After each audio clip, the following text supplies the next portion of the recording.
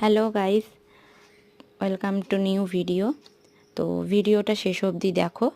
তো ভিডিও শেষে বুঝতেই পারবে কার জন্য কেকটা বানিয়েছিলাম, তার ফটো আমি তোমাদের সাথে শেয়ার করব ভিডিও। তো দেখো, এটা ছিল একটা বোন কেক।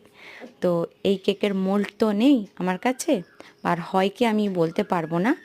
তা আমি এটা কেক কেটেই বানিয়েছি।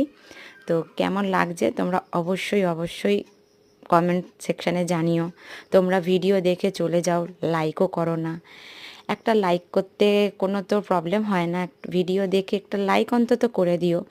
আর ভালো লাগলে অবশ্যই কমেন্ট করো, জানিও কেকের ডিজাইনটা কেমন লেগেছিলো। এটা ছিল আমার বাপের বাড়ি, যে ডগিটা আছে মিমো, তার বার্থডে।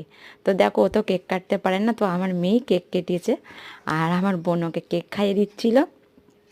দেখেছো ওই কী সুন্দর লাগছে, ওই হেয়ার ব্যান্ড পরেছে, হার পরিয়েছি, জামা পরিয়েছি।